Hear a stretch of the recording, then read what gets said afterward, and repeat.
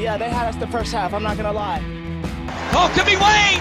I think I got my swagger back. Oh! I love it, baby! Them orange britches. Something about them orange britches. Tennessee wins! Brought by Tennessee, Jawan Jennings. Jennings makes the catch. Ball hit high in the air into right field. Going back is Sayre. And Tennessee can say hello, win column. A grand slam in the bottom of the ninth. You can't draw it up any better. We just won a basketball game, and we're very happy right now. I made up my mind. I don't expect to ever look back. I'm going to stay at the University of Tennessee.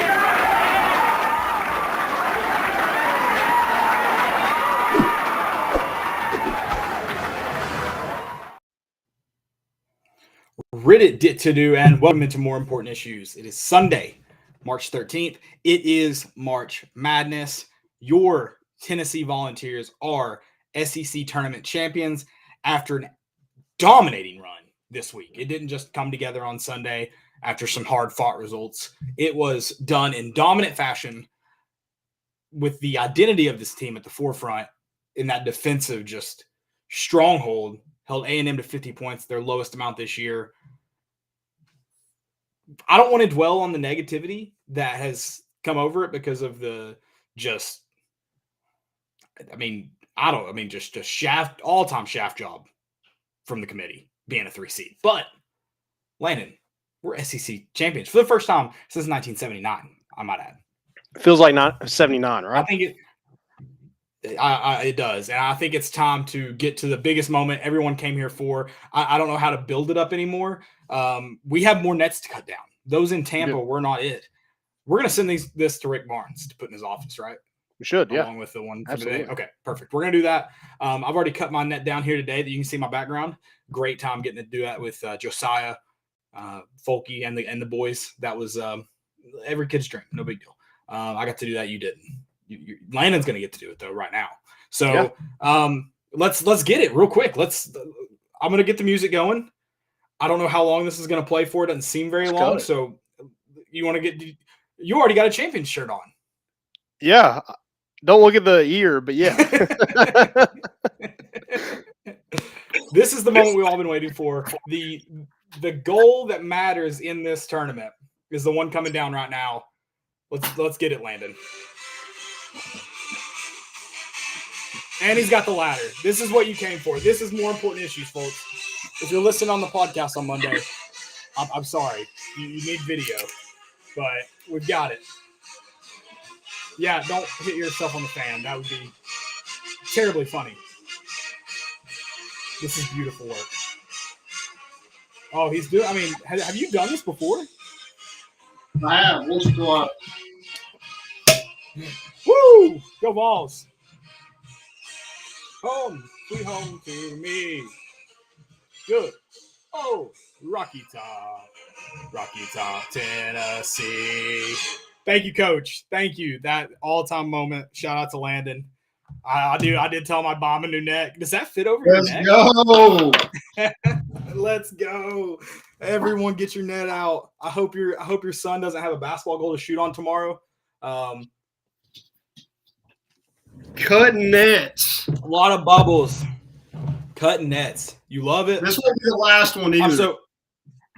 Not at all. Not even the last one this season. Let's be clear about that. No. What an all-time performance by this team.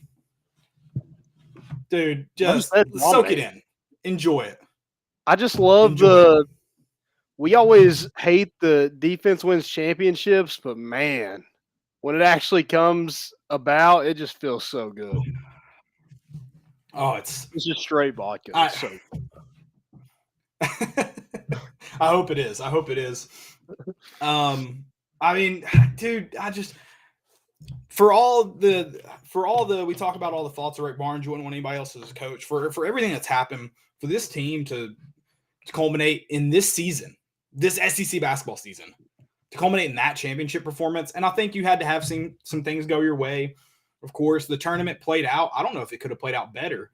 Outside of, you'd probably rather be that 1 seed, maybe not now with A&M going on the tear, but just what an all-time year for the Vols so far. What an all-time performance this weekend in Tampa. It's great to be a Tennessee Vol, man. I can't think of anything better. The videos today, you had Grit doing snow angels. I'm sorry, Grit. Friend of the pod, that was a terrible snow angel. I can't be biased towards you. Great video. You made it up with the chug. It's fantastic. Absolutely fantastic. Yeah, you had Ziegler in some shades. That was pretty dope. You had Folky shedding some tears. Just a roller coaster of emotions today. And just think about like what a month and a half ago we were thinking like, oh, this team is probably getting beat in the first round of the tournament. Yeah, I mean, we could win the damn thing. I have not enjoyed the Final Four names that people have tossed around how good this Tennessee team is. Just makes me nervous. How can you not watch the performance this week and think, yeah, this is every bit of a Final Four team? Yeah, giving up an average of 57 points. You beat a Texas A&M team today that beat Arkansas, beat Auburn, beat Florida. You beat Mississippi State, who, I mean, they're not very good either. But they do have some bigs and the SEC leading scorer and Molinar. And then you beat Kentucky, who, along with Tennessee, their name has been thrown out there for a Final Four. So, yeah. And you kind of whooped up on them for 40 minutes. Yeah. I don't want to dwell on the negative, but we thought coming into this week, this was a 3-seed minimum. And you do that, it just feels like, I don't know. You can't convince me Kentucky doesn't move up if they win the SEC championship, but I digress. Oh, yeah, they're 1 seed, 100%. I digress. What a tournament. Here's a good thing.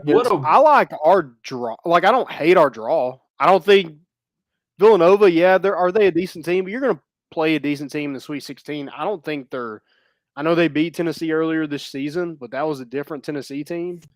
I think Tennessee whoops up on Villanova. Okay.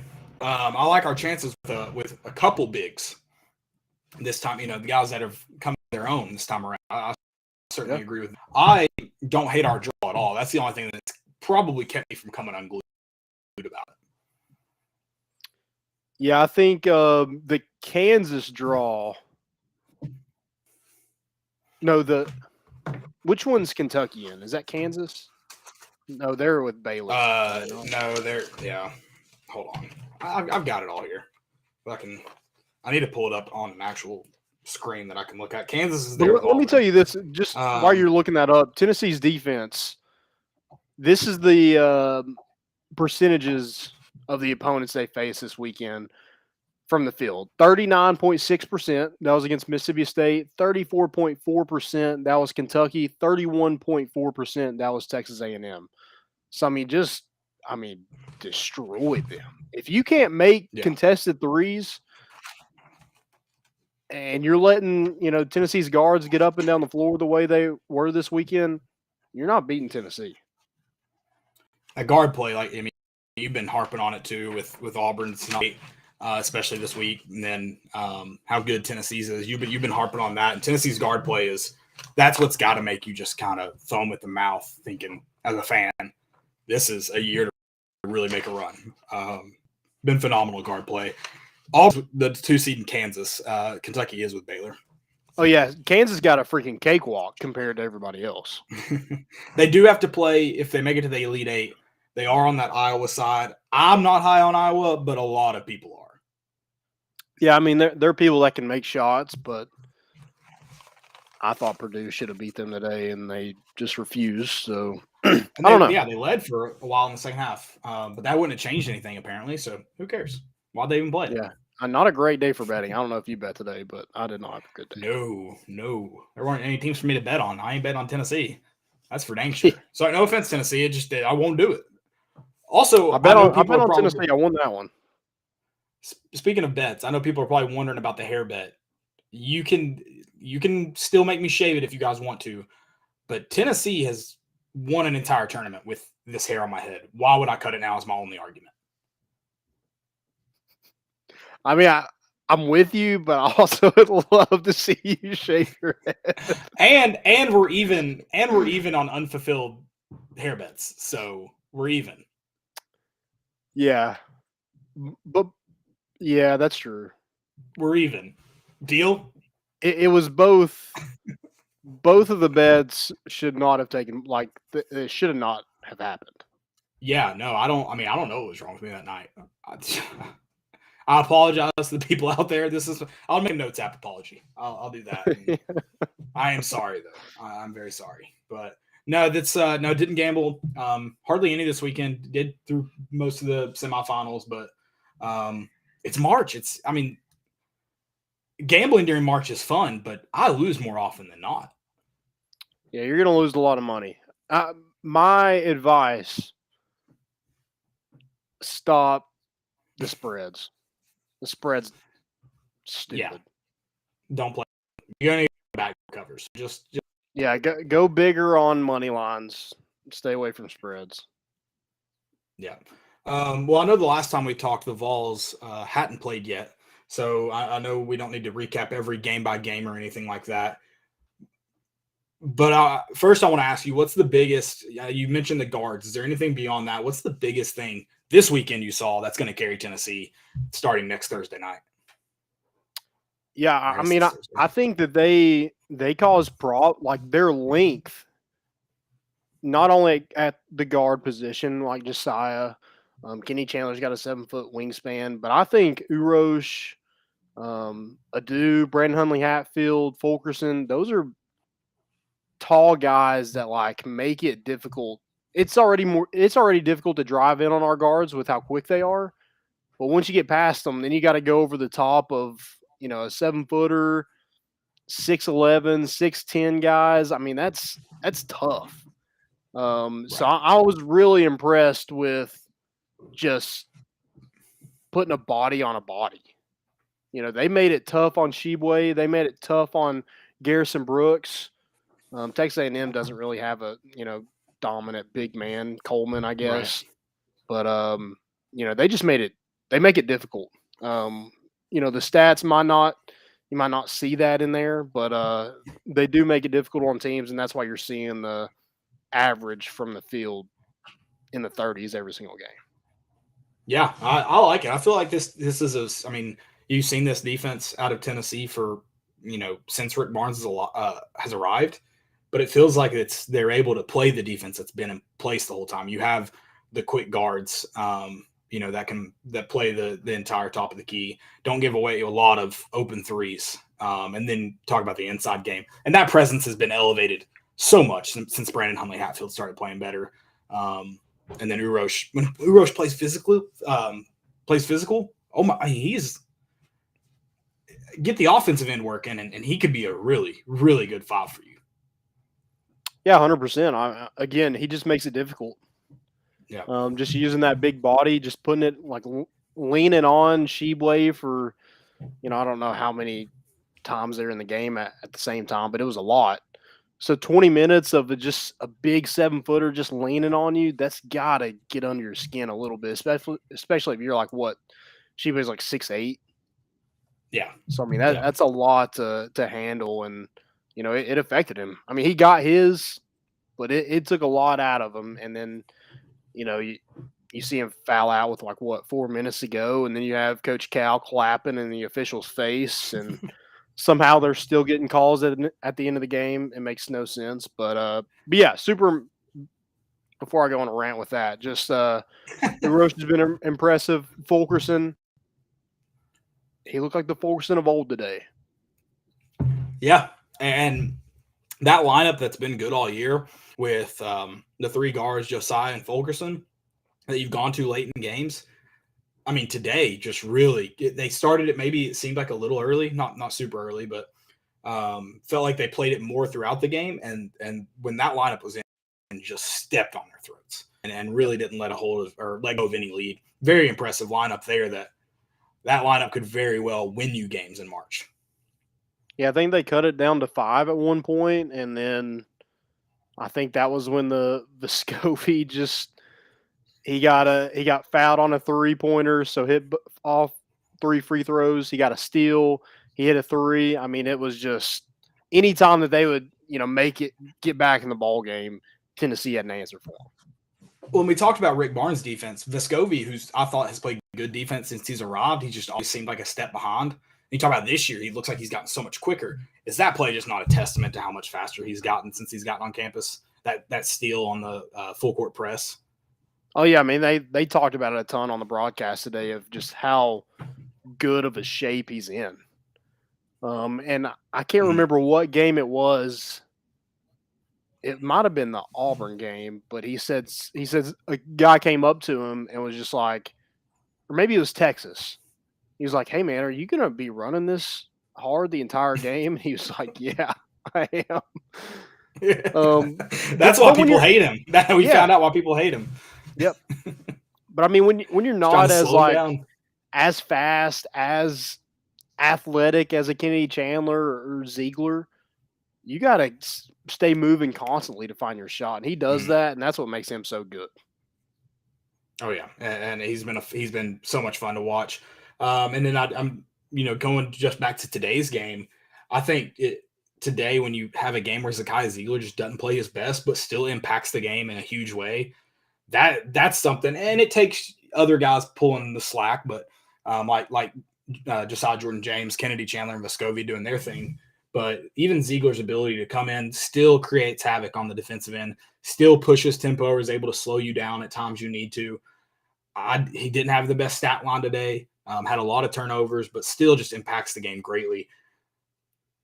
I know I'm riding a high today, but I see a deep March run.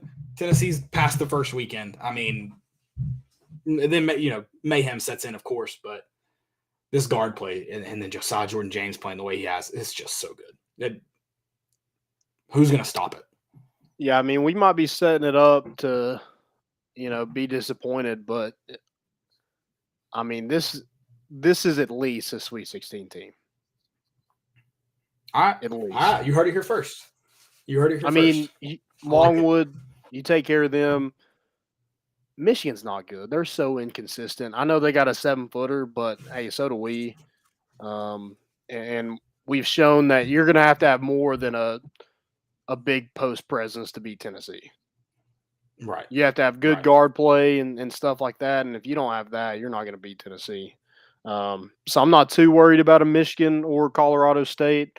Colorado State's really undersized. So I think you got to kind of have a complete team to really beat Tennessee. And when I say beat Tennessee is like, Kentucky can on some nights beat Tennessee. Right. Auburn,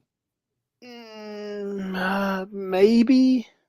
I'm going to say they're going to be carried by I know you don't believe in their guard play, but if Wendell Green is shooting like he did the last 5 minutes of that A&M game, if KD Johnson is just shooting everything and playing the aggressive ball he does, they have the guards coupled with the inside game to do it. Yeah. So I would say that's a team that could beat Tennessee.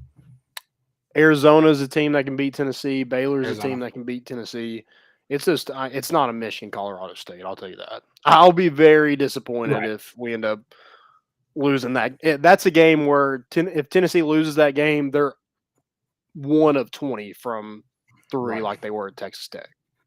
And even this team too, when this team's going to be off, because this team started, obviously they got out to a 12-point lead before A&M scored, but they were slow in the first half. They weren't making the most of their offense possessions. I mean, it went into halftime 20. What was the halftime score? It was a low scoring game. It was 29-20. Tennessee was being carried by defense, very much so. I mean, so that's what you're going to get, even when Tennessee doesn't have its good nights. So yeah, it'd take a bad night for Tennessee to lose to a Michigan, but I still think it's going to take more than just a bad night because that defense is going to be good. Yeah, and Tennessee played 2 really good defenses in Kentucky and A&M. I think what really helped Tennessee is they kind of cruised and not let A&M back in it after they went on a 16-0 run to start the game. Kentucky the same way. It was like it wasn't a 16-0, but you jumped out pretty quickly and just kind of you didn't keep your foot on the gas, but you didn't let off either. Right. And I think that's what was impressive. I think Tennessee does get stuck on offense sometimes, but the defense kind of helps that. Yeah, and you talked about the way Tennessee was able to stifle the A&M run, and even against Kentucky, A&M did a good job of stifling Auburn and Arkansas runs this week. That allowed them to be in it. They would go on slumps, but they never really let Auburn truly back in it. They always kept a cushion. And I thought Tennessee did that against both Kentucky and A&M. And basketball's a game of runs. March Madness is even more insane when it comes to runs. One run can truly make or break a win. And if you're able to stifle off a lot of their best shots, then you're gonna have a better chance of carrying yourself far. Yep, 100%. I like this team, man. Wait. I don't know if I was saying that a month and a half ago. I love this team. I love this team. I mean, talent-wise, I think they definitely have the keys. Maybe I'm just biased.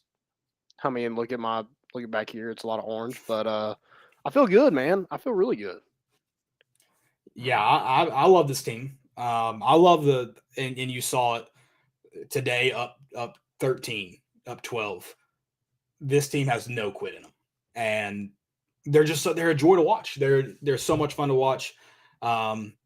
Obviously, I wouldn't be mad if Tennessee was playing ugly basketball and still winning, but the combination of the two of playing this really just hard-nosed, fun offensive style of basketball, I love it.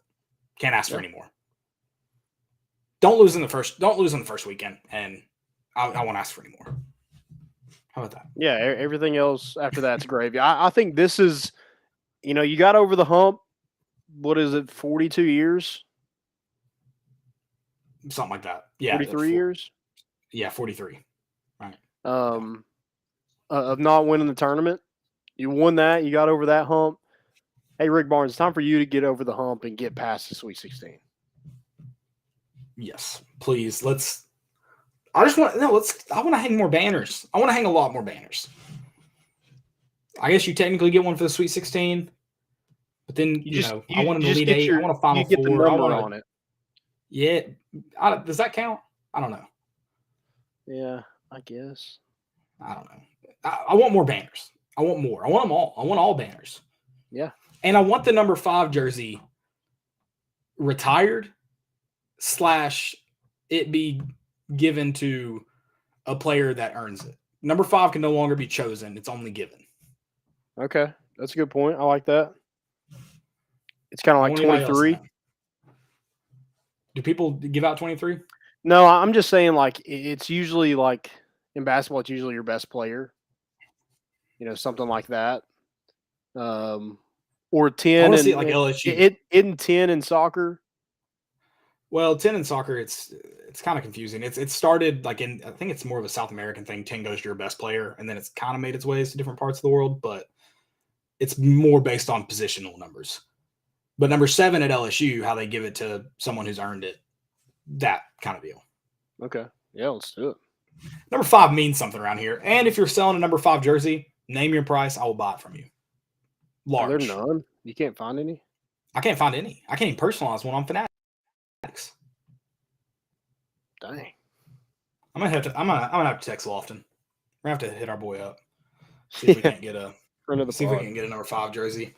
So I know we do want to talk about seeding for the Vols. I don't know if there's a whole lot more to say about it. It just doesn't make sense. Duke being a 2 seed over Tennessee, just statistically speaking, makes no sense. Auburn, I could see they did have that. I can see it. I'm not saying I can 100% justify it. They did have. I mean, they've just let off the gas as of late. That's a new thing for them. But Tennessee's beaten Kentucky twice. I think they're one less win than them, but they're also a conference champion, and they had to play Kentucky head-to-head in that tournament. It doesn't make sense. Yeah, the whole Joe Lenardi comments that he was saying that, no, I don't see him as a 2 seed because they've been chasing Auburn and Kentucky all year. Well, if you're chasing those teams and you beat them head-to-head, you surpass those teams. But he said head-to-head doesn't matter. So there's no way physically possible that Tennessee catches those teams because Tennessee had a harder schedule at the front of the SEC schedule than both those teams. Yeah, it makes no sense. And then when you talk about chasing, Tennessee finished the regular season above Kentucky. The regular season. Yeah, he was like, oh, they tied for 2. I'm just like, oh, okay. But why did we win? Why did we win? Yeah, and then why head-to-head. Why is head-to-head always the first tiebreaker? Because it counts. It means something.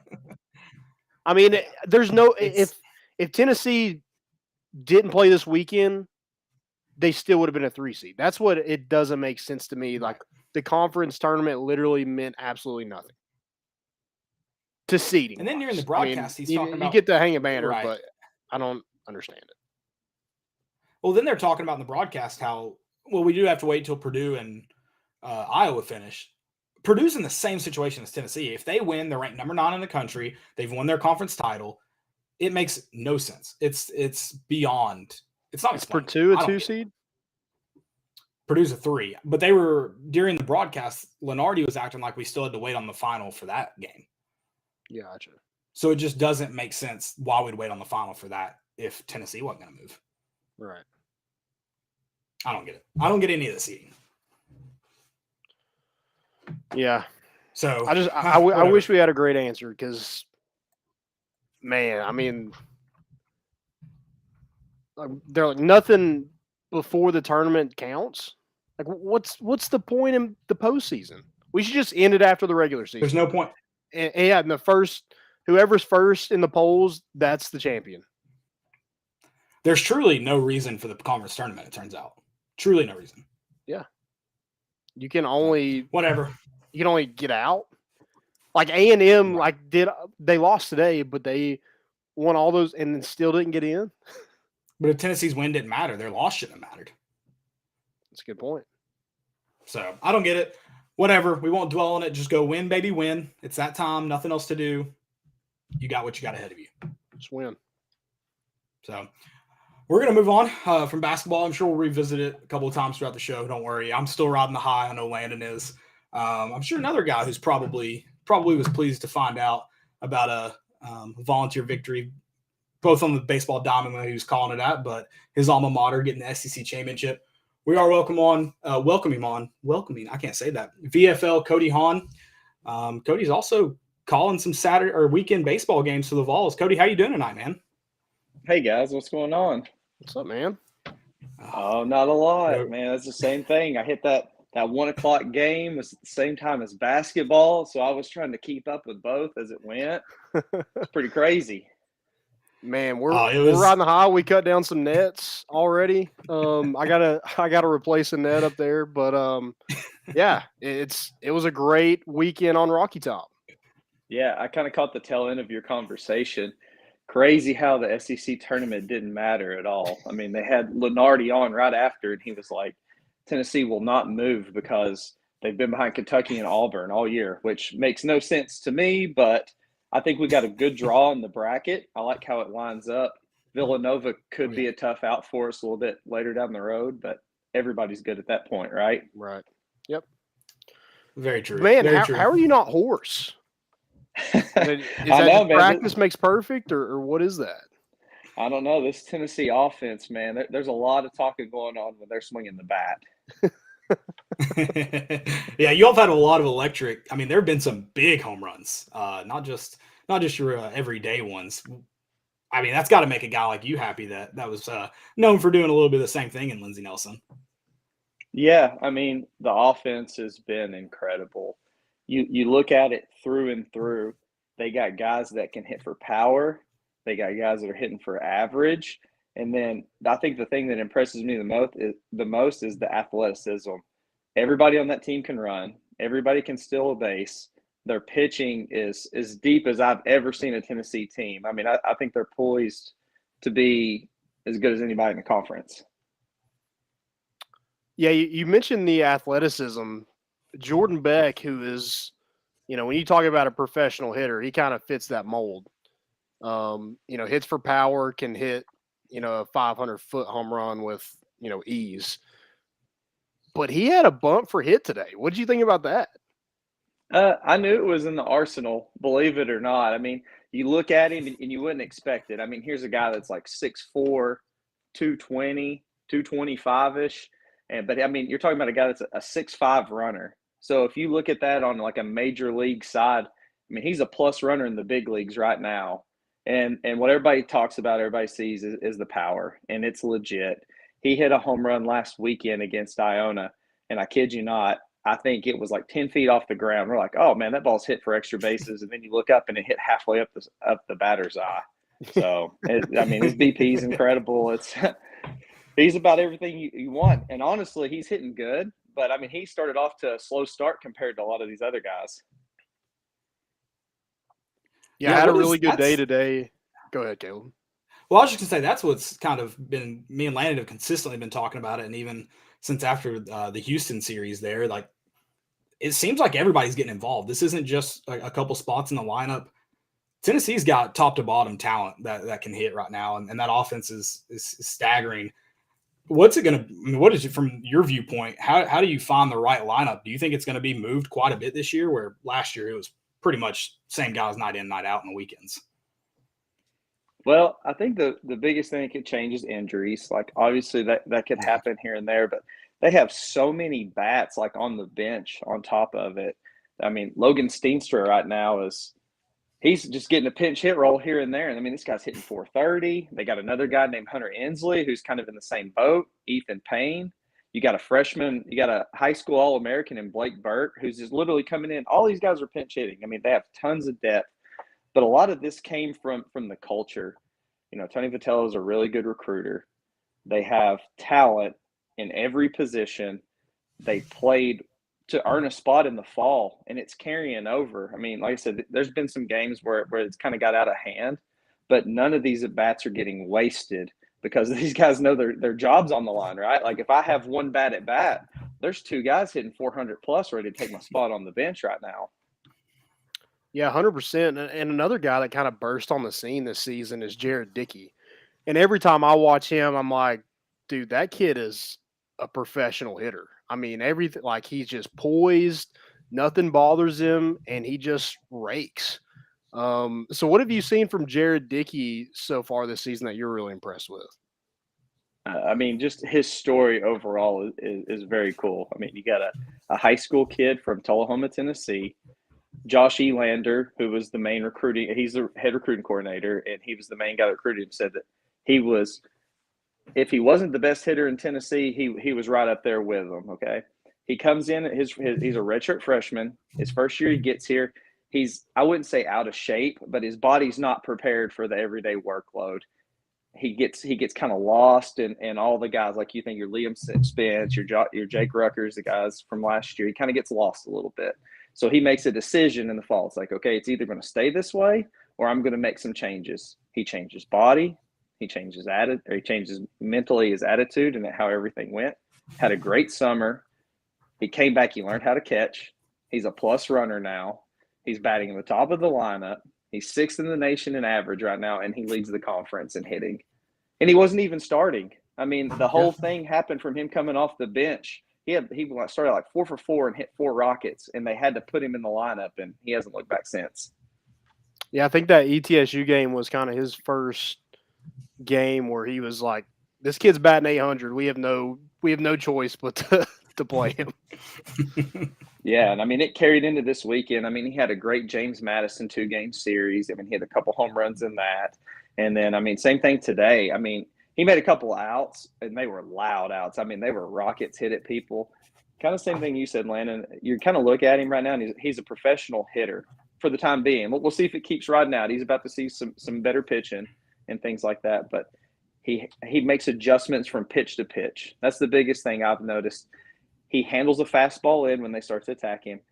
When he gets to 2 strikes, he shortens up and he works away. I've just been really impressed with overall his approach through and through. You talked about a lot of guys coming on throughout this season, whether it started in game 1 or were brought in. What's the biggest surprise for you? Tennessee lost a lot on that Omaha roster. I know a lot of people are still shocked to see him doing well. Some people barely had him inside the top 20, 25. What's been the biggest surprise for you that you're like, all right, that's been the game changer for this team since the start of this season? Well, the offense is getting all the highlights, but it's the pitching. If you look at Tennessee's team last year, quality team. They kind of got hot early. They kind of rode it through. They kind of got their national notoriety later on in the season. I mean, you went from a team that was unranked to second in the country, rode that all the way through to the World Series, and they had good pitching. But, I mean, they were relying on, freshmen that had never been in that situation. Now you fast forward and you look at this team. They're starting a freshman in Chase Burns, who was a first-round draft pick if the money was right. They got a transfer Saturday start Chase Dolander, who's going to be a first-rounder when it's all said and done. They got another freshman pitching on Sunday in Drew Beam, who hadn't given up an earned run in his first 3 starts until today. You got Blake Tidwell on the mend. We could possibly see him, and you're talking about a freshman All-American, pitch for Team USA. He could be back in a month. You got a transfer in Seth Halverson from Missouri, up to 100 miles an hour. He was the penciled Saturday guy before he went down and got injured. The bullpen is experienced. You got Ben Joyce, who's just a lightning rod. He's coming out throwing 104. That's what they've missed. I mean, even from like my time being there, which has been a while now, and up until then, there's not been a pitching staff like this. Yeah, one of my questions was, have you ever faced, in your time in the SEC and in the minors and, even high school, if you want to go back that far, have you ever seen a pitching rotation quite this talented? No, not depth-wise like this. The only team, which is crazy to think about, would probably be my first year or second year in high A, and we played against the Marlins, and you're talking about Jose Fernandez was their ace. Their number 2 was Adam Conley, who has multiple years in the big leagues. They ran out 4 guys that was first-round draft picks, and then they ran out Rob Rasmussen, who was a third-rounder from UCLA and made it to the big leagues. So depth-wise, they were really good. But you look at this Tennessee team, again, Burns was a first-rounder, or was going to be a first-rounder. Dolander's going to be. Beam's good.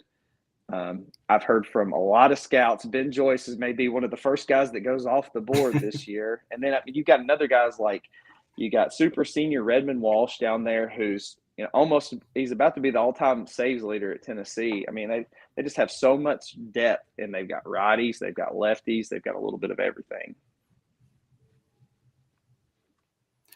Yeah, we've talked about this pitching staff and just how good the bullpen is. It's and then when you lay it all out like that makes me even more excited for it. And I don't doubt myself. I'm not going to second guess myself now. Yeah, I'm going to be really excited. I'm curious to see what happens. So rumor has it, Tidwell is going to be back and maybe as early as Ole Miss series, knock on wood. That's what I've heard. So I could see them getting in a situation where if he's feeling good, he's going to piggyback with Drew Beam on Sunday. So what you're going to do there is you're going to run Tidwell out. That way, everything's controlled. He's starting the game. He's loose. He's ready to go. If you get 2 or 3 innings out of him, awesome. And then you're going to turn it over to the freshman who's already up to 100 pitches, and he's looked really, really well. So, I mean, as good as they've been, they've got the potential to be even better. Yeah, what is we talk about Tennessee and, we want to stay positive and everything like that. But what's one thing that if this team wants to get back to Omaha, they're going to have to either do or improve on or something like that? Oh, Tennessee's bugaboo. Base runners. Oh, that's the one thing. They have given up the most stolen bases in the SEC. You saw it last year. In conference play, not a lot of people steal.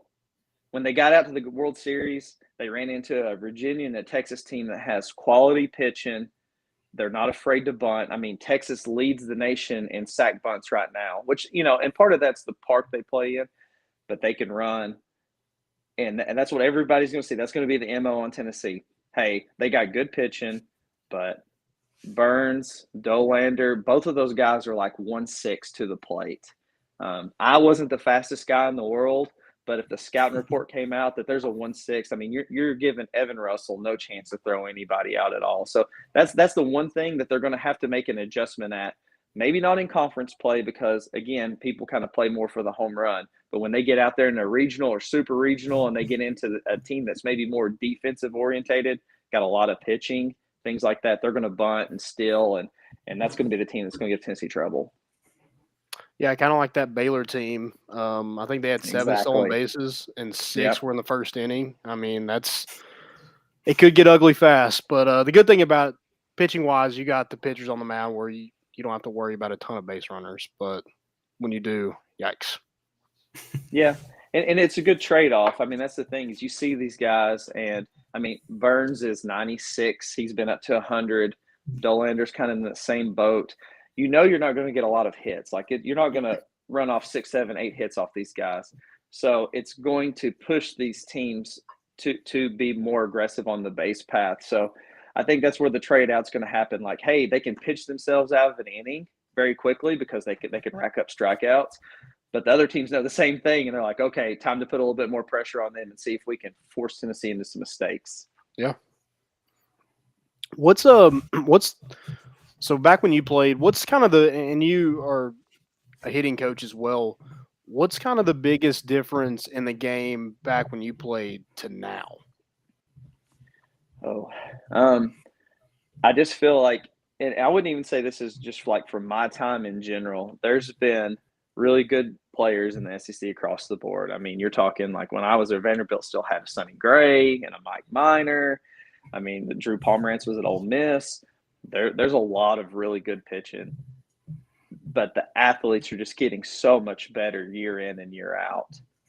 Like looking at my team, we could really hit. We had some pitching, some really good arms, but I mean, we were nowhere near as athletic as this team. The arms, I mean, everybody throws like 93 plus now. You got out there and it was like, hey, we got to get into the bullpen. Now you get into these games like this, it's like, oh, I don't know if I want to get to the bullpen. There's a guy sitting there throwing 100. So I think that's the biggest adjustment is everybody's just stronger and faster. And I mean, technology's helped a lot. I mean, these guys are just smarter. They know how to train their bodies now. And you're talking about adjustments with Jared Dickey for each pitch.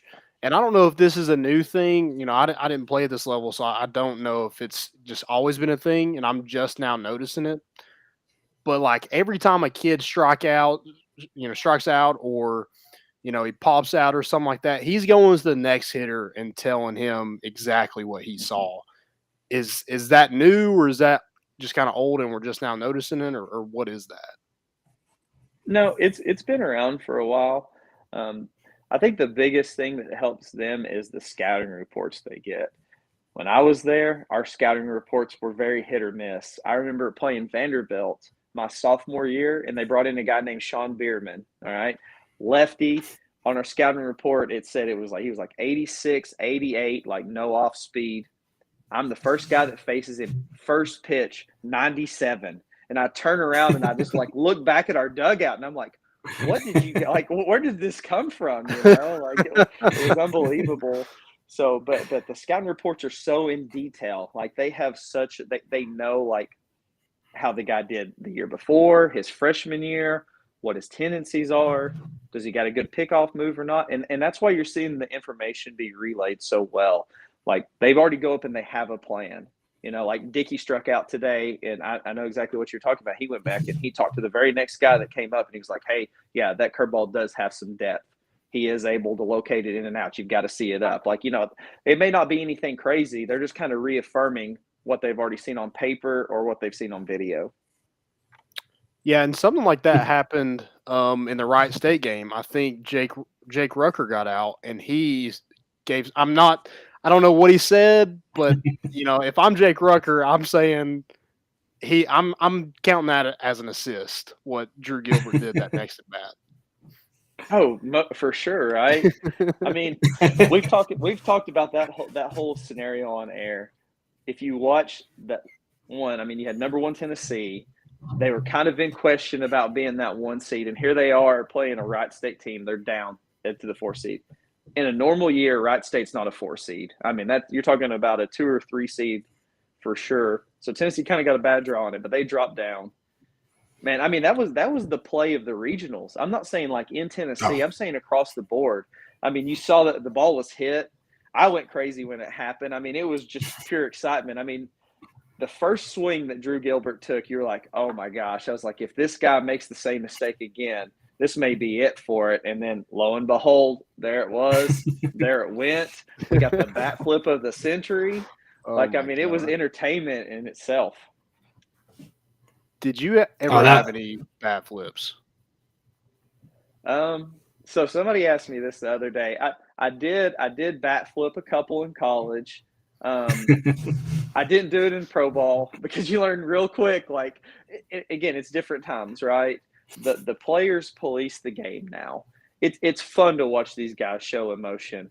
This wasn't a thing you couldn't do this in the 90s. Could you imagine bat flipping off Randy Johnson? What do you think would happen the very next time or the very next guy on the line? It's just a different game now. So yes, the couple times I bat flipped, I was excited because of the situation. I got dropped down in the lineup a couple of times for, one reason being another. And I had a couple of pretty good games from it. I did hit a home run against Kentucky and bat flipped one time. Not going to say that I'm proud of it, but it was just emotion kind of took over, right? Like I was wanting to make a point, not necessarily to Kentucky, but maybe to my own head coach. I like it. You're just adding a little fuel to Kentucky. They've had a bad weekend. Yeah. I feel real sorry for them. How about you guys? Oh, rough time. I mean, speaking of the SEC too, this SEC continues to be loaded. SEC series finally picks back up. I think a lot of Vol fans are excited to get into the meat of the schedule. South Carolina Friday night in Lindsey Nelson. Is there is Tennessee you don't think they're technically ranked first in the East? I don't know how that works early in. But where's Tennessee seeding right now at the end of the season? Yeah, so they came in 4th in the SEC East in preseason, which is kind of crazy. They're low, but the conference is really good. Right. I mean, obviously Vanderbilt came in right now, but yes, they are sitting atop of the conference. They're 15-1, and I really like them. Like I said, the pitching's there. I mean, if you look at the stats in the SEC, and I'll run through some here in a second for you. I mean, they're second in ERA, which is behind Vanderbilt at a 2.03 ERA. They're first in the SEC in strikeouts. Chase Dolander leads the SEC in strikeouts. As we mentioned before, they've got arms coming back. So they have pitching that matches Vanderbilt's pitching in the past. That's what you think. You think them automatically in the SEC, why is Vanderbilt good? Yeah. They have the best talent. They have the best pitchers. Tennessee's on par with them. And now you see those arms, and then you're about to see this offense. I mean, coming into today, okay, so the stats were as of March 10th for the NCAA, and I'll give you more SEC because they're more updated. Tennessee was 5th in the nation in average at 350. They led the NCAA in doubles at 46, and they were first in the NCAA in home runs at 37. As of yesterday, they still got a team average of 350, so they lead the SEC in all of these stats: batting average, slugging percentage, on-base percentage, runs scored, RBIs, doubles, triples, home runs, total bases, base on balls, stolen bases. I mean, think about that. Evan Russell leads the SEC in doubles with 9, and he's hitting 7th in the lineup. That's insane. And he's your catcher, too. Yeah, and he's your catcher on top of it. Yeah. That's insane. Yeah, I picture you with, like, one of those things in, like, old movies where they just, like a scroll, it just falls out to the floor, and that's all the categories Tennessee leads the country. Yeah, it's incredible. I mean, it's video game numbers, and it's not like they've played bad teams. I mean, they came in and the Georgia Southern weekend was fun. I mean, my first game I called was against the Saturday game. Chase Dolander transferred from Georgia Southern. And this is a time where people transfer portal. How often do you see the guy transfer and then face his former team his first outing ever? So the big question of that was like, how's he going to be? Like, how do you settle in that kind of situation? Guy goes in, like 5 innings of work, strikes out like 11 or 12 guys. I mean, he makes it look easy. So that Georgia Southern team gets swept in Knoxville, turns around and like knocks out like Georgia Tech, like beats them like 12-4 on Tuesday. And Georgia Tech's like a top 15 team in the country. And they've done really well. Iona has struggled still. They haven't played overly well. Yeah, they're pretty bad. Yeah. Then Tennessee, they had a rough series, and it's kind of carried. But I mean, that's a tough situation. You're looking at a team that, have faced COVID. They haven't played baseball in 2 years because of COVID. I mean, that's just it's just how it's been with the school. So they're kind of in a rebuild. Tennessee Tech, ETSU, extremely good baseball teams. Like Tennessee Tech is like top 5 in the country in batting average. They hadn't lost a game going into playing to Tennessee earlier in the season. They ended up getting rained out. I don't know if that game's going to be made back up. But then you played Texas, Baylor, Oklahoma. This Rhode Island team, I think they finished this after the series. They're like 0-12 or 0-13. That's a really good team. I mean, you're talking about they put the best at bats I've seen off Burns and Dolander and Beam. They're missing 2 of their best hitters that they're going to get back at some point. You mix around their bullpen a little bit, and I see them competing to win the Atlantic 10. Interesting. Wow. Yeah, Okay. like they were not as bad as their record was. Oh yeah, I mean you got to go back. You guys look and see who they played. Okay, they opened up with William and Mary. William and Mary is like 6-4 right now, and they played a lot of good teams. They went to the road and played them. They went to South Alabama. South Alabama's top 10, or sorry, they were 10-2. They've moved conferences now a little bit, but I can try to think of where they're at right now. They're in the Sun Belt. I mean, they win the Sun Belt year in and year out. And then they played Auburn, who's like 12-2 right now. Obviously in the SEC, they're going to be really good. And they've had to do all this on the road. Think about the travel that they've had to deal with. And then they came to Knoxville. I mean, we talked to their coach before the game. I mean, they met at like 1:45 in the morning at their field, flew from Kingston, Rhode Island to Nashville, bus from Nashville to Knoxville, got in at like 3:30 p.m., grabbed a little nap, came over and practiced. And then you get here and you get thrown the weather we got. They had to play a doubleheader on Friday, and then they had to play this game on Sunday in like 20 degrees. So they haven't had the best situation yet across the board. They're about to go back home. And like I said, I see that team really improving as the season goes on. Yeah, Cody, I do want to get your go ahead, Caleb. No, you got it. I do want to ask you kind of how this, analyst thing got started for you. It was crazy. So Tennessee had reached out for me. So how it all works is like the games are streamed on SEC Plus Network, which is, the rights to it are by ESPN. But the Vol Network still kind of like runs everything for them. Like there's Stacia Patterson. She's like the manager of production. She kind of like oversees everything with Tennessee and then with the SEC Network as it goes through. So she called me Sunday before Tennessee played Georgia Southern. Rusty Enzer, VFL. He's done this for like 20 plus years. He retired. He wasn't going to call any more games. And then there's another guy named Charlie Paleo who pitched in the big leagues for the Atlanta Braves. He's done it for about 10 plus years. He also stepped down.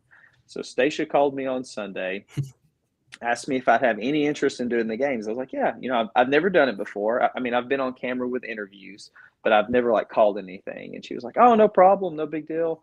You'll be trained. We'll walk you through this.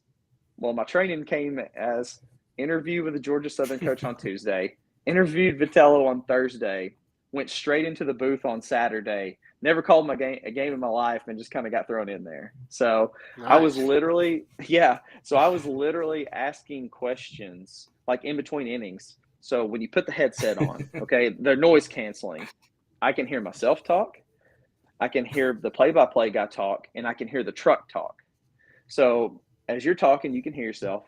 When the truck steps in, you can't hear anything anymore. So like the first couple of times I practiced, like, my mic cut out. So I quit talking and they're like, well, you got to keep going. You got to keep running through. Like you're still live. And I was like, well, I don't know this. Like this is literally like 10 minutes before first pitch. So I had to like just figure out like how the system works, what they're telling us in the trucks coming up, how to have a conversation. So I have to have a conversation like I am with you all.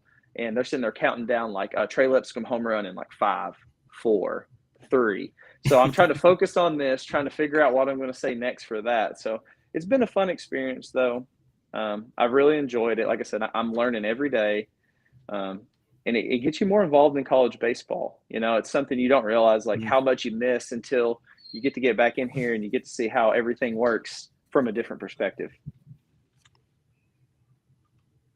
Oh, that's awesome. And I know Landon goes to a lot of the games. I've gotten the pleasure of listening to you on those weekend contests, and it's first time it happened. I don't remember if it was Landon or someone texted me and was like, "Is Cody on the call?" And I was like, you know, me. I was like, that voice does sound really familiar now, but I'm not 100%. So I texted Adam. I even texted Jonathan. I was like, flip over to the game and tell me. So we had to figure that one out, but definitely enjoyed it. And yeah, what's your schedule? You know what the schedule looks like for the whole season? Are you on most weekends, all weekends? How does that work? It just depends right now. So Rusty and Charlie stepped down. So there's been a little bit of shuffling with how things are going on. I know Chad Bell, former Southfield Cherokee, he's going to be calling some games as well. He's coaching at Johnson University. So I think he's going to try to do some Wednesday and Sunday games as well. And then I'm going to be, right now I'm trying to let Chad get in and get some games under his belt too, because as of right now, what I know is like I'm the only color guy at the moment, and they're trying to get a couple of younger guys in there to get it moving. But I could possibly be doing the next midweek game against Western Carolina, and I'll probably be doing the Friday game against Missouri right now. But we're kind of just playing it by ear because they're trying to build people in at the same time right now.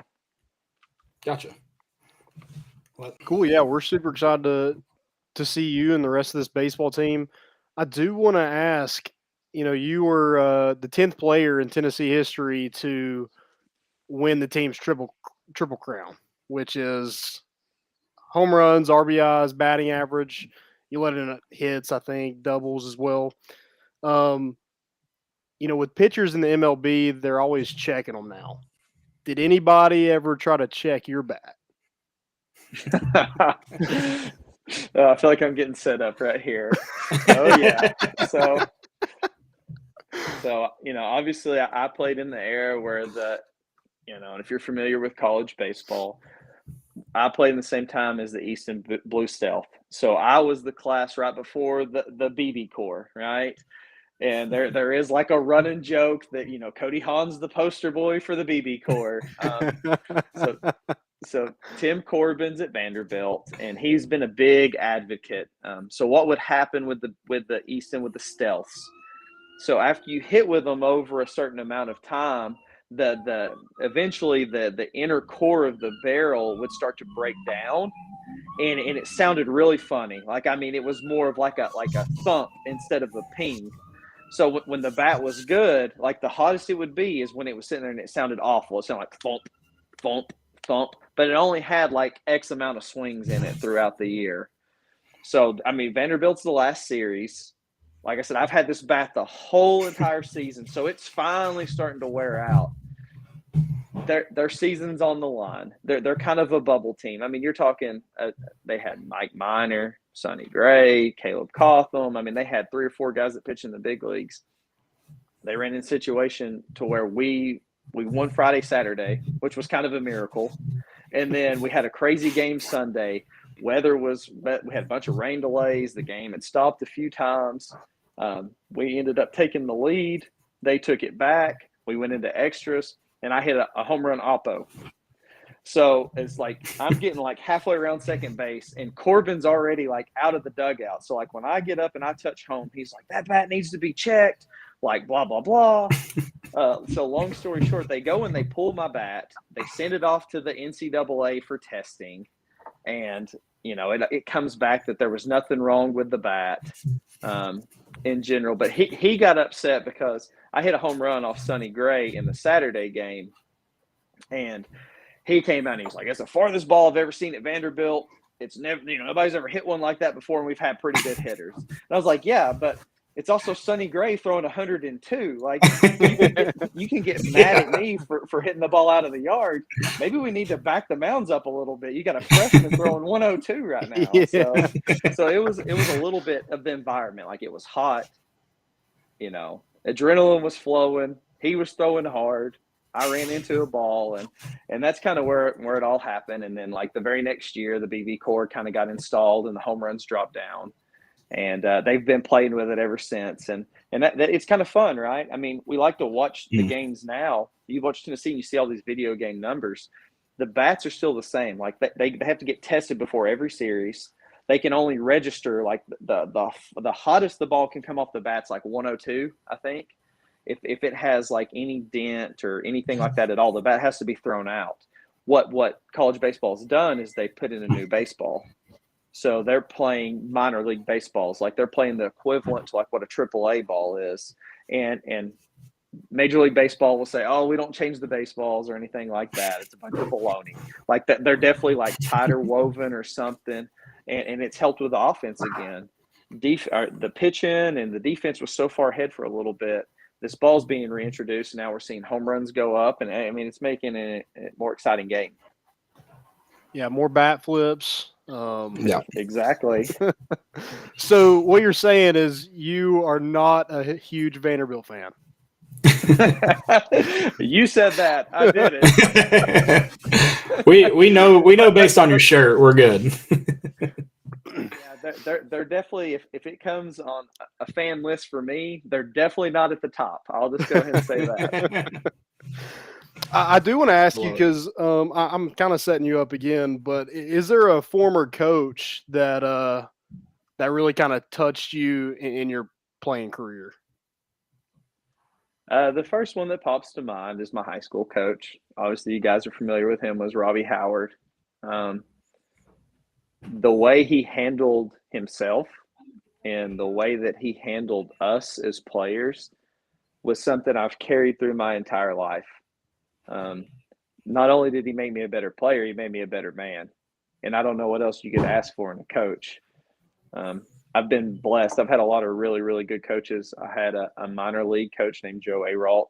He caught for the Atlanta Braves. He was there with like Chipper Jones. He's got a World Series ring. He was kind of like the bullpen catcher. But I had him for 3 of the 4 years that I played in pro ball. One of the smartest baseball minds I've ever been around. I mean, he just your typical catcher. He's seen everything. He knows how to move people. He knows how people are getting pitched.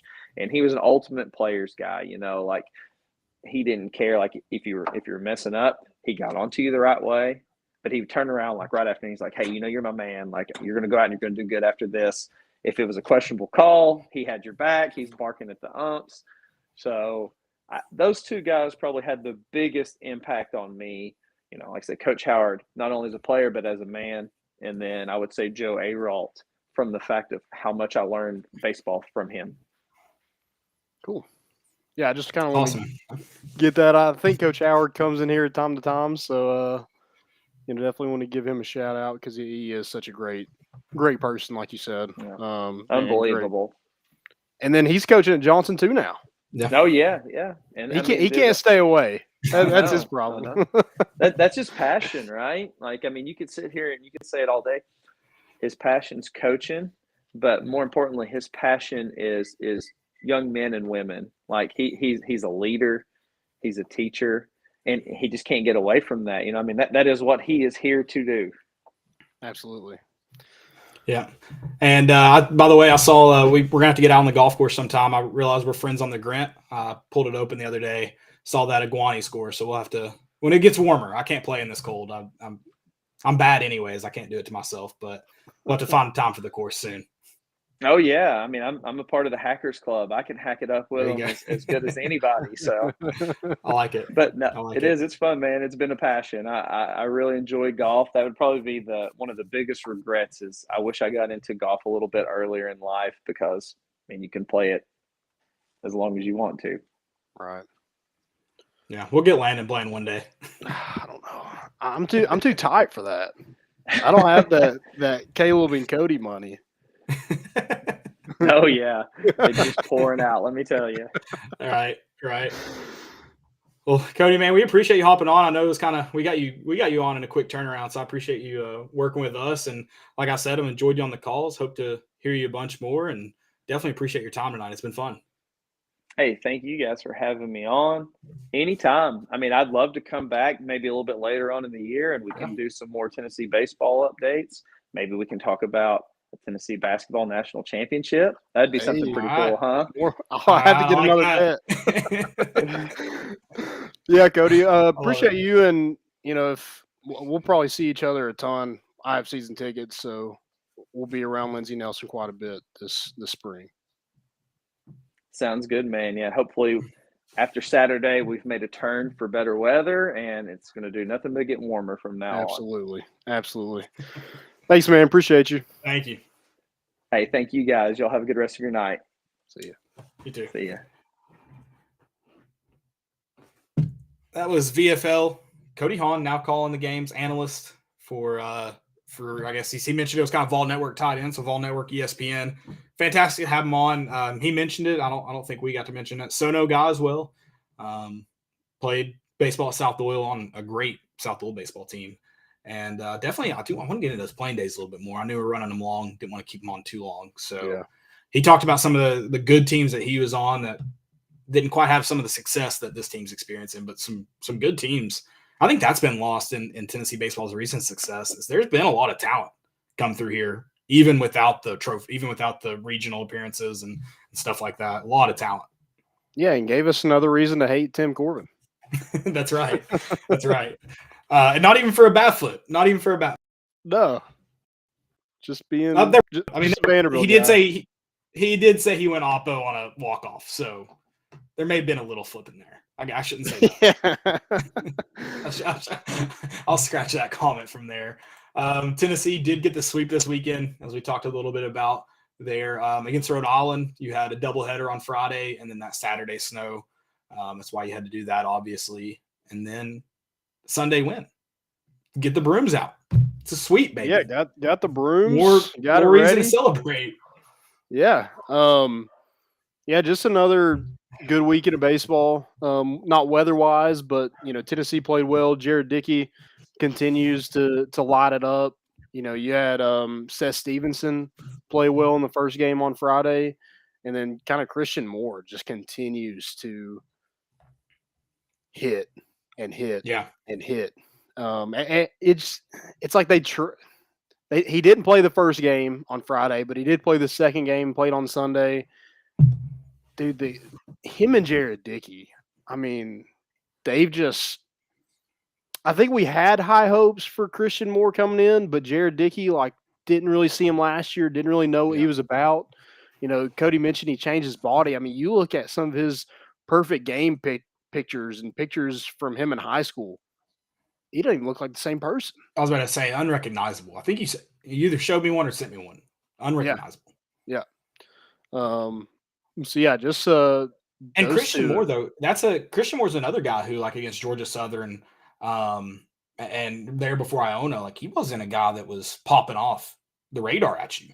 He's a guy that kind of came later on, and I know we're not far into the season here, but later on than the Trey Lipscomb or blanking on freaking Ortega's played well too. God bless Drew Gilbert, a guy who just kind of carried off momentum. Those guys that were popping off the radar first series. So it's this team's loaded. This team's, and then the pitching staff. I know we talk about it all the time, but they're that good. Nasty. Couple ball. We went back to back the second game on Friday. Almost went back to back to back to back. Jared Dickey, after the back-to-back ones from Lipscomb and Lipsius, I think, is that right? You're talking about Friday's game? Yeah. No, it was Scott and Lawson, and then Jared Dickey came up and hits one to the warning track, and then Christian Moore hits one. So yeah, just insane. Yeah, like you said, just insane. The bats are popping. Cody mentioned that this team's pitching staff is incredible. Dolander had 12 strikeouts, I think, on that second game on Friday. 12 strikeouts in 6 innings. Gave up 5 hits, 1 earned run. Drew Beam, had a decent day today. Jordan Beck really got going today. He was 5 for 5, so just another perfect day. Jared Dickey had 3 hits today. Their hot hitters are just staying hot, and it's a time where one of your best hitters, Drew Gilbert's, out with a hamstring issue. So hopefully you get him back this coming up weekend against South Carolina, a South Carolina team that just beat Texas this weekend. A South Carolina team that's been incredibly underwhelming and then goes and beats Texas today. Yep. I mean, it just shows you how good the SEC is. Oh, yeah. Definitely. But I like Tennessee's chances playing at home. I'm sure the crowd's going to be rocking. Hopefully the weather is nicer this weekend and we can, fill up that stadium and, have that hornet's nest that Tony Vitello talked about last season. Oh, absolutely. And I didn't get to ask Cody about this. I'll get your thoughts. We did talk about the lineup, how that looks with all of these guys playing so well. He mentioned you have 4 or 5 pinch hitters hitting 400. Pitching staff. I mean, what do you do with some of these guys that have, almost cemented themselves as starters?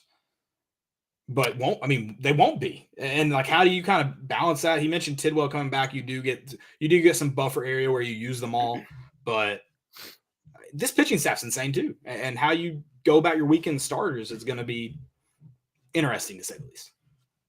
Yeah, you got options. So if one guy doesn't have his stuff, you got somebody else that can come in there and pitch right away and pick up the slack. I think this problem that they have right now is a great problem because I think it can really benefit them in a time like last season they ran into Hoover where you pitch your 3 guys already. Who are you going to throw? Luckily, they had Camden Sewell, and he shoved it. But, you have a ton of guys that you can throw. And Xander Seacrest has pitched phenomenal. Kirby Connell has pitched pretty good. He got hit the other night a little bit. McLaughlin's pitched decent.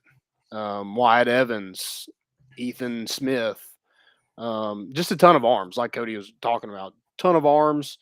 And I think some of those young guys are only going to get better. Jake Fitzgibbons, he's a guy that they wanted to get going last year and just number one, didn't really have to. And number two, kind of ran into some freshman mistakes and things like that. But, he pitched some day that was, pretty good.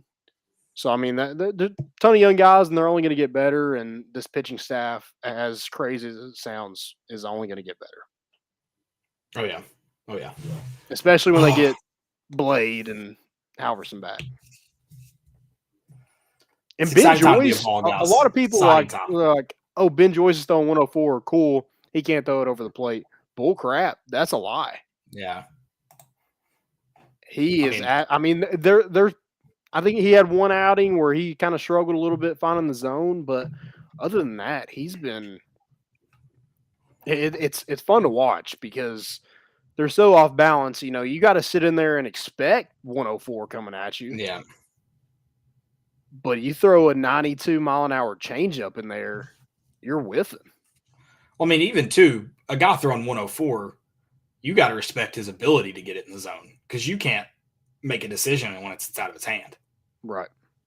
So how obviously that's huge. That's a huge factor, but it's definitely not going to keep people from going after your pitch. Yeah, you're not going to be able to just stand up there and he's going to walk you like some people were. I heard somebody the other night at the game say that oh, here he comes, you can't throw it over the plate. That's not true at all. I don't know what games you've been watching so far, but if it was that guy I was making fun of, I don't feel bad anymore. I no longer. It wasn't him. All right, now I feel bad again. Anyways, weekday game, Eastern Kentucky. That's Tuesday, and then you start off home series, South Carolina, Friday night in Lindsey Nelson. Like Landon said, make it the Hornets' Nest. Let's get rowdy. Get real rowdy. That's a 6:30 tip or 6:30 Friday game. I want to know what the tip off will be Saturday if Vols play. Yeah, that's what kind of sucks about this weekend and last weekend is it's kind of just.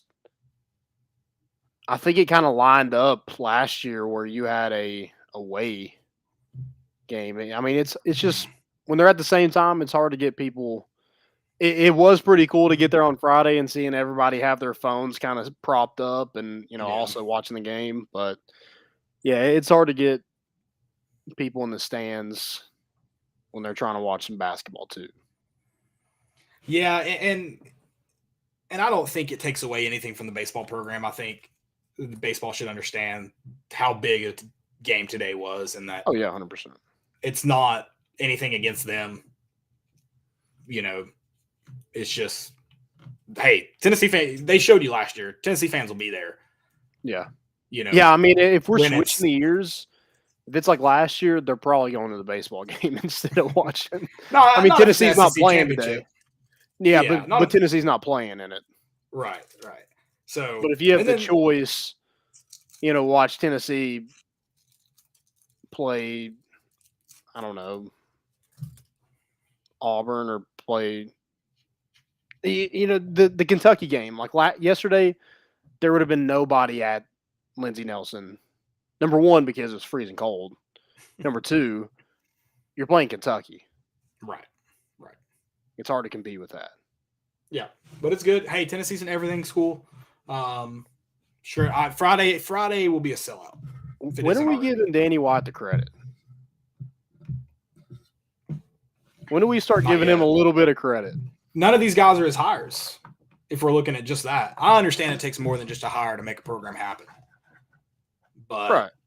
But I mean, things seem to be trending in the right direction. So I'm going to start.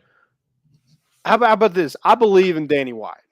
I'll say that. I believe in him. Let's get through football season, then I'll tell you how much credit I give him. Okay, yeah, that's fair. Let's get through football season. We'll reevaluate. We'll be back next March. Segments real quick. I don't know what happened there. Segments, yeah. Most important of the week. Yeah. Do we have any questions? Have we had any? I don't think we have any questions. Checking Twitter. I'm sorry if people were asking questions there. Joe. Do we have any videos from the welcoming home? Anything good popping off on Twitter here? Are you a champion? I'm champion. Hey. What? Hey, don't worry. I got everybody pieces of the net. Don't worry. I got to pick coming up to your house. All those pieces coming to your house. Over the room. I expect these bad boys framed. Damn straight. Guys, most important. Most important. I'm going to go first. Shane Lowry, ace on 17 at the Players this weekend. So I'll argue this is probably the most iconic hole in golf. Do you know the 17th landing at Players? I can't say that. I'm sorry. Okay, Island Green. Do you know the one I'm talking about now? The one surrounded by water? Yeah. I do know that. Yes. I would say one of the more iconic holes in golf. It's up there. Just everyone knows what it looks like. Joe, do you know the 17? Yeah. Landon's the only one that's Landon. But Shane Lowry hits an ace on 17 today. They're only in their second round because there's been so many weather delays. But dude, hole in one in golf, you can't get much better than that. It doesn't matter. Nothing matters because Tom Brady's coming back. Tom Brady is coming back. I'm just like coming back to Tampa. You couldn't even let the selection just happen. You just had to drop that right in there. Oh yeah. It's like, I mean, we finally got a segment on ESPN and it was interrupted by Tom Brady. It's ridiculous. But he's going back to Tampa, right? Yeah.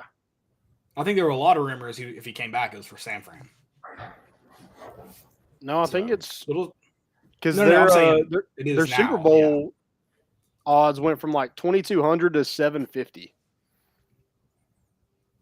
Yeah, I'm just saying. I think a lot of people were expecting him to go to San Fran if he came back. That's all. Not. Do you have any most importance, Joe? Yeah, I know I'm supposed to be retired from betting. All right, lay off. What do you want me to do? It's March. Okay, I'm not. Okay. All right. It's allowed. In my last 21 games, I'm 19-2. I am hot. Oh, I am scorching. Don't touch me. I'm scorching. I'm killing it. Too early, Joey Locks. Yeah, I might. I feel bad for not giving out my picks like throughout the week. I really need to. But I know the moment I do, it's going to go downhill. That's the problem. I'm riding the high right now. I respect it. I respect that too. I don't think you need to. I'm getting into it dirty too. Like I'll do what was it last night? I took I'll take the team to win, and then I'll also take the other team's cover, and I'll double down. And I'm finding the right zone. I mean, it's fantastic. Dang, jeez, that's tough. Yeah, that is. I'm shelling out picks. I'm like the Pope over here. I'm like, my buddies are like, oh, what do I take? And I don't know. Iowa nailed it. Dang. So do you have Iowa to cover or Iowa to win, Purdue to cover today? I had Iowa money line. Money line, okay. But I don't even know what the Iowa spread is. I don't bet on Iowa. I don't know what the Purdue spread is. I think it was 3.5. Okay, so that wouldn't hit then. They ended up winning by 6, 7. They got away from them at the end. Oh my god! But yeah, like almost 10. I didn't know if you took Purdue to cover after the Iowa win. That's what I was asking. Gotcha. I mean, I would like them, but I don't want to ruin your streak, so I'm good. I'll let Landon do that if he wants them. I respect the streak. I've been terrible. So you said you were doubling down. You would take Iowa to win money line, and then you take Purdue to cover. Is that what you meant? Or you would take Iowa to win and Iowa to cover? I was the underdogs. That wouldn't work. Okay, yeah. So he would take it if it was the favorite. Kansas, he would take them to win and the other team to cover. Not even like money line, but I took I remember during I think it was Wednesday. Duquesne was playing. Who were they playing? Was it Rhode Island? No, maybe it was. Yeah, it was Rhode Island, and I took Rhode Island's favored spread, and then I let Duquesne get close, and then doubled down live bet that Duquesne would cover the spread, or it was when Rhode Island took off. When a team that I'm not too high on takes a big lead, I'll just take the other team to cover. Live bets are killing it right now, so we're gonna stay hot. Hopefully, dang. Once the tournament starts, we'll see if it stays hot. But dude, when are we gonna get some freaking boost for college basketball? Can we stop with the NBA? No one wants to bet on the NBA. Yeah. It's not fun. It's not fun to watch. Not. Can I tangent real quick? You mentioned Duquesne. Why is there an S in Duquesne? I don't know. I don't understand it. I think it's just awful. I don't get it. I'm out on that. I got two more most importants. I don't know if you guys have any more. I'm good. I don't know. More. Okay. First one, John Fulgerson with the Pals Cup in his post game.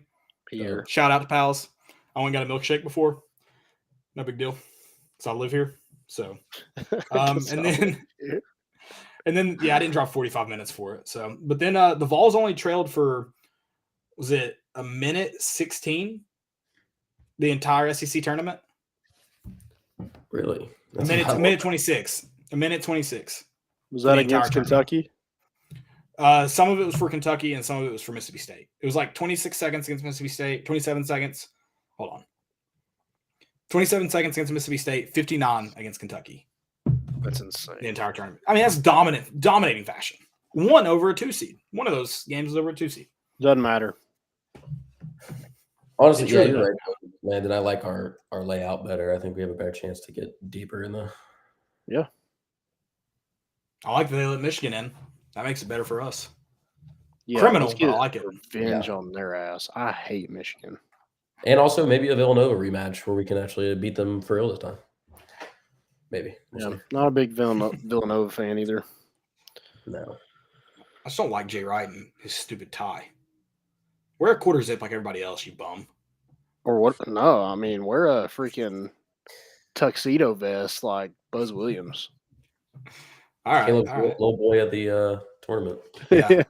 Work. Dude, he was at little boy is Coach Cal. Yeah. Dude, that lip thing he does when he's real mad, though, you know what I'm talking about? He does that little underbite. You look like such a pouty 4-year-old.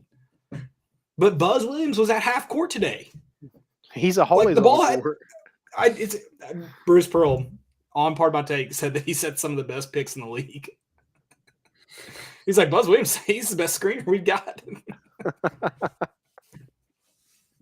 It's thank you. We all notice. And unfortunately, little boy Will Wade got fired. The same weekend, Tennessee wins a SEC championship. Just saying. LSU, let's be clear. If LSU had beaten Arkansas, he would still be their coach. How big of a shit show is Georgia for hiring Mike White after he just got fired from a rival school? Yeah, that's dumb. It's like, yeah, we don't want to be good anytime soon. Which we talked about that firing last time. We didn't know if it was coming or not. Yeah. So was he okay? I was like, how does that buyout work? Is it offset? Because I'd pay him $1 million. Or did he get fired from Florida, or did he just leave? I don't know if he got fired. I thought he got fired. I don't think he did. I think he left. Yeah. So is mutually parted ways? That means you got canned, right? Did they say they mutually parted ways? Because there's no information about him leaving. It said he left Florida for Georgia. Really? Everything I'm reading. Yeah. Yeah. All right. Somebody needs to check Mike White for CTE because that's the dumbest thing I've ever heard. I mean, you're probably right, though. There was probably a mutual understanding, I'm sure. Yeah. But if what you just said is correct, somebody needs to have, like, Danny White, go get your bro. I'm 90% sure I'm correct. Not 100%. I'm never 100%. Because that Georgia program is horrible. Bad stuff. Also, hey, Tari Eason to the Hill. Can we get him? I wouldn't complain. Darius Days. I mean, hey, yeah. I mean, you would not hear anything from me. So, also, I talked about this earlier today. I love Keon Johnson and Jaden Springer, and both of them probably could have benefited from one more year. But this roster does not come together unless they leave. Oh yeah, Zakai Ziegler is not on this roster. If you don't have a Zakai Ziegler and wasn't Jonas, was it Brandon Huntley Hatfield or Jonas Adu that was a late ad? Tomba was a late ad. Okay. I thought Adu got added later too. No, I think he was not like Ziegler. No, not that late, but he was probably later in that class. But I think he signed on signing day. So okay, gotcha. Okay, but this, I mean, and nothing against them, but this roster's special. This roster's really special. So, any fails real quick? I know we're running late, so I just want to. Yeah, it's getting after dark. I'm going to stay in a positive mood. I'm going to my last most important Rhode Island's jerseys. I don't know if they wore them Thursday and Friday. I just listened to the games I didn't watch. Rhodey, I love that. The front of the jersey just says Rhodey. I'm a Rhodey guy. Yeah, big fan. Big Rhodey. You got any, Landon? Dude, I just got Kentucky. Yes, I'll cheers to that. And their whiny ass attitude all the time. Oh, spilled that all over me. Caleb, how far down on that bottle are you? Not very far. I wasn't He's drinking. Babysitting, isn't he?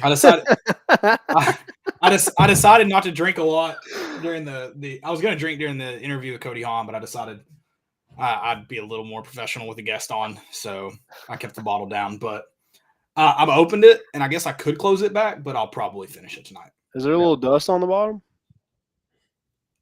I think this is from football season. I think this is a leftover tailgate. Nice. Yeah. So probably a little dust on it. You got any more fails, Joe? Yeah, the auctioneer buyer, whatever, who purchased Tom Brady's final touchdown ball last night for $518,000 and is now last night. Something like, or a couple nights ago, but I'm pretty sure it was last night, and it's literally just probably worth $0 at this point. Maybe worth an average Tom Brady thrown ball. But that has to be the biggest. I mean, that person has to hate Tom Brady like eternally now. Oh yeah, I'd sue him and make him take it back. He's got to hook that man up or something. That's bad. Jesus. I would be irate. Oh, he's probably thinking I didn't see that. That's incredible. Oh, that man's about to go through a divorce. Yeah. That's awesome. I love that. I'm actually kind of happy that happened to somebody, some rich dude who had nothing better to do than $500,000. Right. My last fail, which isn't really a fail, but I told myself I wouldn't tear up at the bar today, and that didn't happen. So teared up. It's been a long time coming. It's been since the Wayne. Oh, you did tear up. I did. I didn't not Good. tear up. Failed. But Dang, you and Folky on that same wavelength. I like that. That really snapped. I was like, we finished. You didn't cry, Landon? Let us do. Huh? No, I didn't cry. I was excited. There was no tears in these eyes. But I can only imagine. I don't know how to cry. I'd be rattled. I'm with Joe. I think it was more like a relief cry though. It was like we finally did it. It happened. Yeah, that's all it was. It wasn't, it's like it's just an SEC championship, but damn, it was sweet. Yeah. I definitely had like one tear, just kind of had to. Yeah, it was more like the end of a movie where you're with people, so you can't cry, but you got that little. I'm also looking while I'm watching the game. I'm looking at this shelf that's full of Tennessee like accomplishments, all from the 90s and 80s, and that's it. I don't have a Coke bottle with any kind of recent championship on it. I need that. I need that bad. I need that stuff. So it was a relief feeling for sure. I'm saving my tears for the big one. Also, I'm a social crier, so like if I was at the bar and like I saw Joe crying, I would definitely cry. And Joe just hugging each other. Just at a moment. We tell everybody just leave us alone. Hey, we're going to a bar for the national championship game. That net will be there, or a new net. Actually, we got to cut down new nets. Everyone gets. Everyone gets a piece. Everyone gets a piece. Can't wait. That's all I got. Boys, it's been fun. We had a great show. SEC champions 2022. Had VFL Cody Hawn on. It's been a great night, guys. Can't wait to do it Thursday again. We'll be talking NCAA tournament time. SEC play. Tis the season. Tis the season, baby. And just basketball all day long. Oh, Emily's already over it. Saturday, she's like, "What are we doing?" I'm watching. I'm getting my 3 TV set. I'm getting my 3 TV set up and watching basketball. What do you mean? I was Friday night. We grilled out, and I took my like little tailgate stand out there. She's like, "You're watching a game?" And I was like, "Yeah." And I'm gonna need you to hold the door so I can get this other TV out here. I was like, "Baseball's on." This is like prime step counter for like college basketball. That's just exactly what Yesterday was bad. We barely got to 1,000. I mean, that's low. Yeah, I'm sitting at 286 calories today, so not a great day. I'm not gonna look at mine. And we spring forward too. I mean, there was no way I was going to the gym this morning. Yeah, I love it, boys. All right, guys. Thanks for Cheers. listening. SEC champs here. I got one thing. We don't need an outro. That's too short. We need a full one here. Go Vols.